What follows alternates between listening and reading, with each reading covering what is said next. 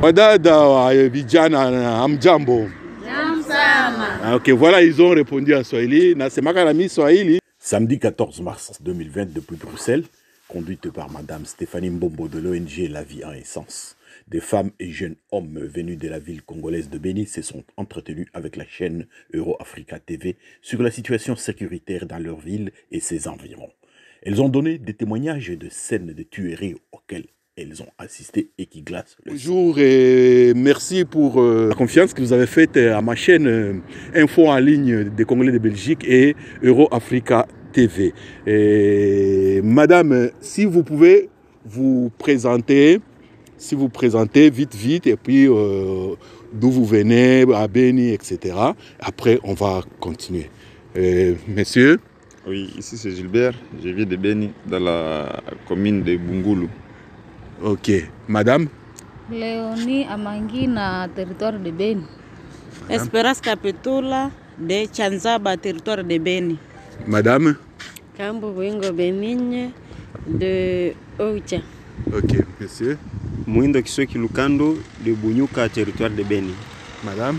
Léviane Moussike, je suis à la zone transfrontalière de Kassindi, à frontière avec l'Ouganda.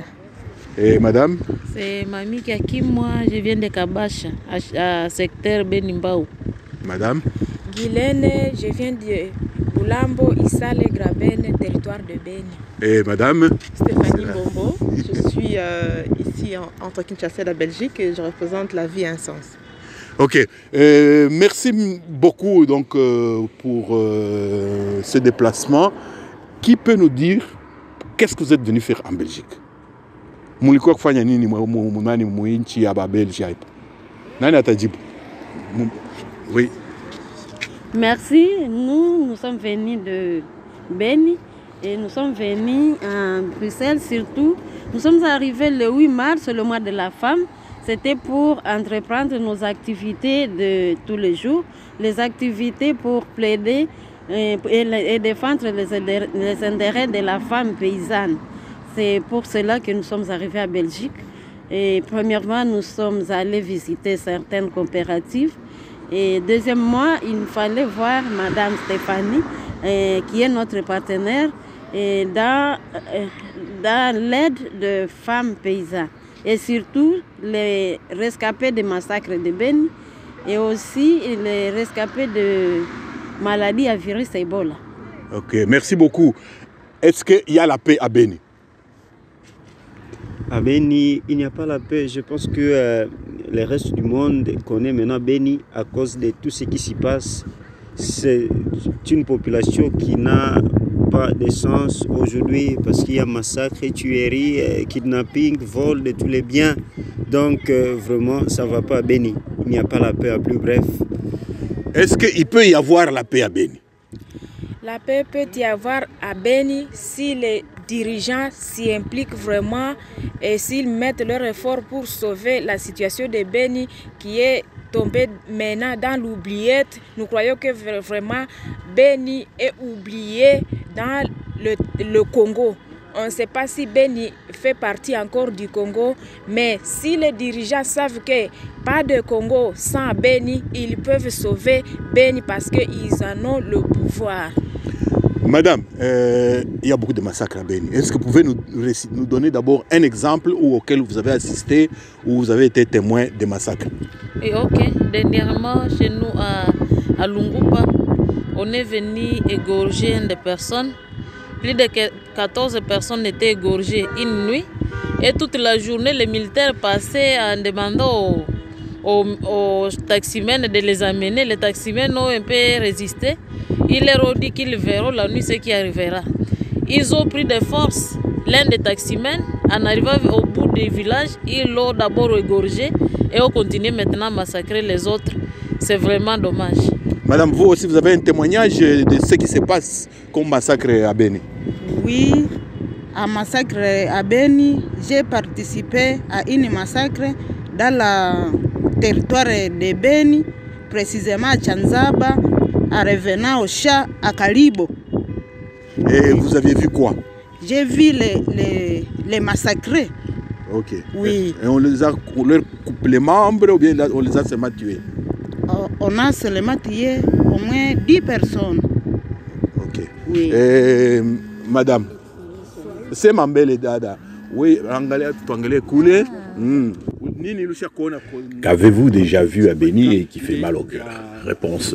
D'abord, ma propre vie est une vie de fugitive depuis Manguinda. Et si nous avions fui, c'est parce qu'on a tué un grand nombre de personnes à Mandumbi, Makiki, et les cadavres de plusieurs personnes étaient visibles. Et nous nous demandions toujours qui est l'ennemi, car parmi ceux qui passaient par le village, il y en a qui disaient « Ne craignez rien, nous sommes les représentants de l'État congolais avec comme mission de vous protéger. » Et la nuit, des gens sont tués. Et s'il est annoncé que 10 ou 11 personnes ont été tuées, sachez qu'un nombre plus grand de personnes a été massacré. Et après ces incidents déplorables, il y a des gens qui avaient été élus dans différentes contrées comme députés. Et quand on leur posait la question de savoir ce qu'il faut faire, un député élu de Béni avait répondu « Non, je ne peux pas m'impliquer dans les problèmes de Béni parce que les problèmes que connaît Béni sont des problèmes très complexes et dangereux et moi je n'ai rien à dire. » Ainsi, dans ces massacres qui ont eu lieu à Béni, il y a des gens qui souffrent, d'autres qui n'ont plus le courage d'aller au champ à cause de ces ennemis. Ils ont ainsi abandonné leur champ de cacao. Et ces ennemis viennent récolter dans ces champs pour ensuite aller vendre le produit au marché. Il y a aussi ces enfants qui sont devenus des orphelins, des femmes qui sont devenues veuves et des enfants qui n'ont plus accès aux études. Et nous avons fui, laissant derrière nous des écoles qui avaient été fermées à cause de cet exode des populations. Et les gens se sont rendus dans les grandes villes où ils meurent de faim. Voici donc mon souhait. Nous devons unir nos forces et nous battre ensemble pour que la paix revienne à Béni. Merci pour votre témoignage qui fait très mal au cœur. kusudi tuweze kupigania wakazi wa Beni na tujifunze gisi gani ya kuweza wasaidia wapate amani. Asante sana Ouma Kouro sana mambo nasema.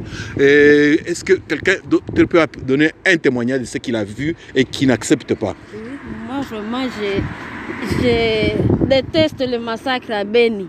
À Beni, c'est à Mandumbi où les assaillants sont arrivés la nuit. Ils sont entrés dans une famille.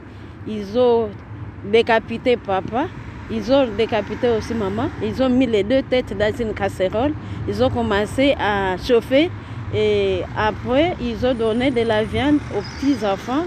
Il y avait un petit garçon de 5 ans et un autre de 3 ans. Et ce sont ces 3 enfants-là qui restent, mais papa, maman et l'aîné, ils sont tous morts dans cette nuit-là. Et donc, toi, tu as vu ça? Oui, j'ai vu et ça fait pitié, on n'arrive pas à supporter. Ça fait très mal, très mal. Ok, merci beaucoup. Et madame? Ce que je peux ajouter, c'est pour lancer un appel à toutes les autorités congolaises et belges. Non, donnez-moi d'abord l'appel à la fin. Un témoignage. Qu'est-ce qui s'est passé à Beni? Qu'est-ce que vous avez vu et que vous n'acceptez pas? Ce que je vis, c'est que c'était en août 2012 en Gadi, quand cette histoire a commencé. Nous sommes partis sur terrain pour enquêter, faire un état des lieux de la situation. Et il y avait des femmes qui ont été éventrées. On a enlevé le bébé dans leur ventre, qu'on a jeté sur le sol. C'était pas facile à supporter. C'était plus d'une vingtaine de corps qu'on a rencontrés sur place. Ils ont été exposés à la mairie pour que la communauté puisse faire leur identification. C'était très horrible à supporter. Ça fait très mal. Et vous, qu'est-ce que vous avez comme témoignage, ce que vous avez vu et que vous n'acceptez pas et que le monde doit savoir? Se promener à Beni ou bien faire un long parcours à Beni, c'est un problème. Là, on a parlé un peu du kidnapping. Il y a un frère qu'on avait enlevé, ça fait 3 mois. Et là, les ravisseurs, qui sont jusque-là inconnus, avaient demandé une somme colossale. Donc on s'est dit, la population n'est plus en mesure de faire les activités. Mais une fois les ravisseurs t'ont eu, ils te demandent une rançon colossale. D'où cela viendra? Donc c'est vraiment un problème, c'est un problème. Et c'est nous qui sommes en train de perdre et on n'a plus envie d'y vivre. C'est très compliqué. Ouais. Bon, maintenant, vous avez expliqué ce qui se passe. Qui fait ça? Est-ce que vous avez une réponse d'après vous? C'est des étrangers, on parle des ADF, c'est nos militaires, c'est des bandits. Vous pensez quoi? Qui a une proposition? Qui pense? Oui. D'après moi, je dirais que notre armée est infiltrée par les assaillants, puisque des fois, notre armée et les assaillants tous ont la même tenue. On a du mal à identifier l'ennemi. Alors, on a toujours dit que ce sont des présumés, mais en réalité, ce ne sont pas des présumés. Il y a une communication qui existe entre notre armée et nos ennemis, en fait. C'est ce que je peux dire par rapport à l'armée qui nous dit chaque jour comme qu'elle est en train d'attaquer l'ennemi, mais en réalité, on attaque à quelques mètres à quelques mètres du camp de la MONUSCO, soit à quelques mètres du camp de l'FARDC, mais il n'y a pas de suite. Oui. Et on dirait qu'ils ont des signaux. Quand ils entrent dans le village, ils commencent là où il y a l'armée pour s'annoncer. Alors quand ils entrent dans leur salle besogne, l'armée fait semblant comme s'ils ne connaissent pas. Même si vous alertez, l'armée ne vient pas. Quand ils vont finir leur massacre, encore ils signalent qu'ils viennent de finir, ils s'envolent. Maintenant, cette armée vient voir pendant qu'ils se sont déjà allés. Donc ils ne trouvent pas les ennemis. Alors c'est toujours par des présumés, par des inconnus. Pendant qu'ils ont des signaux de ces gens-là, nous ne pouvons pas dire qu'ils ne savent pas cela. Ok. Oui. Jusqu'à présent, l'information officielle de notre gouvernement est telle que ce sont les personnes non autrement identifiées. C'est-à-dire que l'identité sur l'auteur reste encore cachée jusqu'à présent. Il y a eu un moment donné pendant l'opération Sokola 1 et Sokola 2, un déploiement de drones sur les lieux, sur les scènes de crimes, pour essayer de faire l'identification des auteurs, mais jusqu'à présent, l'identité reste toujours cachée. Ce qui nous fait autant mal, c'est qu'à un moment donné, le porte-parole du gouvernement est passé à la radio et à la télévision pour nous inculquer, dire que ce sont nos propres enfants qui massacrent la population à Beni. Je trouve que c'est cruel pour nous. Au même moment, nous sommes en train de mourir. Au même moment, nous sommes indexés de participer à cet acte que nous réprimons autant. Moi, je trouve que c'est injuste. Quand vous avez votre enfant qui vient de se blesser, la première chose serait peut-être de lui venir au secours, que de chercher à l'inculquer et lui montrer qu'il a mal joué pour être blessé. Alors nos autorités devraient plus s'impliquer à chercher l'auteur de ces crimes et de nous venir en secours pour que nous puissions être sauvés de cette situation, que de nous jeter la balle et montrer que ce sont nos enfants. Attaque mère, ça nous fait autant mal. Maintenant, avec tout ce que vous avez décrit, nous voulons que la paix revienne à Beni. Vous voulez que la paix revienne à Beni. Que faut-il faire? Qu'est-ce que vous avez comme proposition? Que nous les avons. Oui. La première proposition, puisque nous sommes presque à conflit avec nos pays frontaliers, qu'on arrête des mouvements suspects qui se déplacent, des personnes qui se déplacent vers le Congo, ça pour avoir des motifs bien connus qui disent qu'ils partent faire les champs. Puisqu'ils sont parmi les suspects que nous soupçonnons pour le massacre qui s'est fait. Mais aussi, nous voudrions que notre gouvernement prenne en main cette question, puisqu'elle semble faire fi, elle ne s'en occupe pas. Mais aussi de nos frères et sœurs qui sont dans la diaspora, donc tous les Congolais, de s'impliquer quand même, ce sont leurs frères qui sont en train de souffrir et qui sont en train de mourir. Donc les jours du jour, nous sommes en train de perdre des vies humaines. Mais aussi les conditions sociales dans lesquelles les gens là qui sont rescapés des massacres, les gens là qui sont rescapés même d'Ebola, sont dans des conditions qui ne sont pas acceptables. S'il peut arriver que le gouvernement puisse au moins fournir un peu d'efforts, qu'on voit au moins son degré d'implication d'assister ces personnes-là. Aussi que tout le monde qui a au moins une bonne volonté d'aider ces gens-là, ça nous aiderait davantage et restaurer la paix au milieu du travail de nos mamans. Elles sont maintenant déplacées pendant qu'elles ont tout abandonné, maintenant qui sont volées par ces militaires-là qui se disent qu'ils sont en train de faire la protection des personnes et leurs biens. Qui a une autre proposition? Une autre proposition, c'est que, bon, comme l'a dit Mme madame ici à côté, elle a dit qu'on nous dit que notre armée est infiltrée ou bien ce sont nos propres enfants qui sont en train d'orchestrer ce système-là. Bon, sans tenir compte de cet avis, on demande notre gouvernement de créer aussi des emplois. Parce que si les jeunes s'infiltrent dans ce genre de mouvement, c'est parce qu'ils n'ont pas à faire. Mais s'ils ont des travaux, ce sont des travaux qui ne payent pas. Donc le gouvernement doit aider aussi les jeunes à s'épanouir pour qu'ils ne puissent pas au moins s'enrôler dans des mouvements qui sont en train de mettre à mal la population. Mais en plus de cela, il faut que nous puissions prendre aussi les responsabilités parce qu'on a senti qu'on a aussi une armée qui n'est pas du tout responsable. Donc les personnes qui sont hautement placées à la tête de nos armées puissent aussi voir comment prendre leurs responsabilités et au besoin discipliner les éléments qui sont en train de gérer, leur donner une morale des vrais militaires.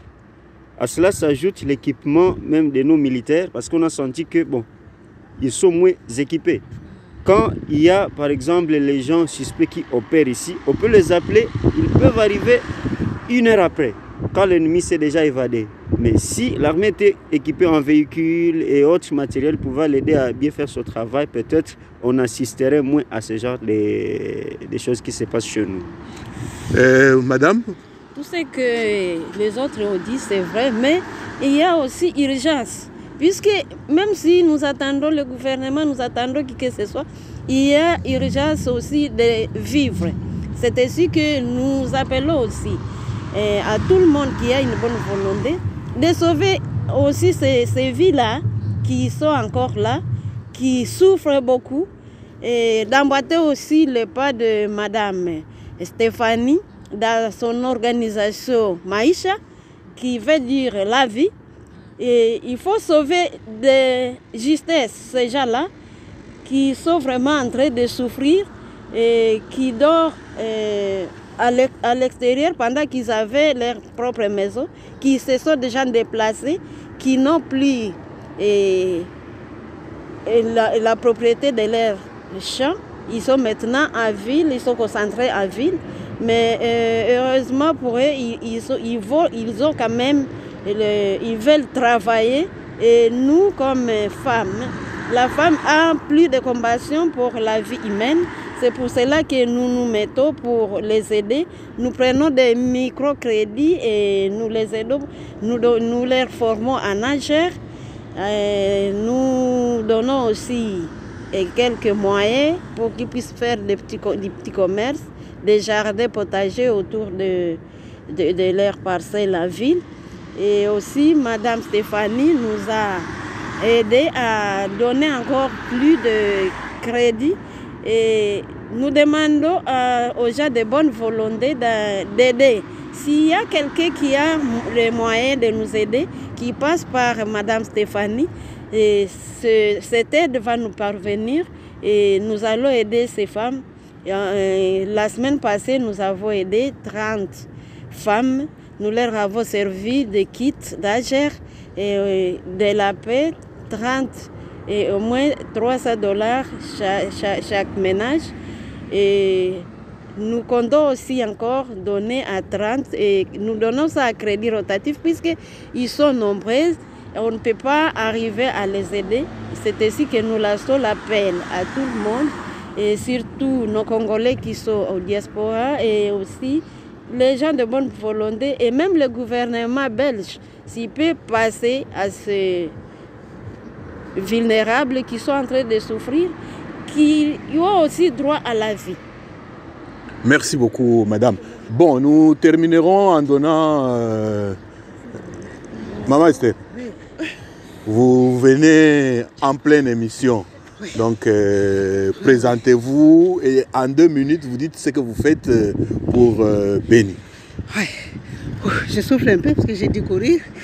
Mais bon, quand on souffre, il ne faut pas hésiter de courir. Je m'appelle Maman Esther Kaindo. Je suis de l'ASBL Amouka, une association de femmes congolaises résidant ici en Belgique. Donc nous travaillons avec des femmes à Butembo, à Béni, à Goma, dans le Grand Nord.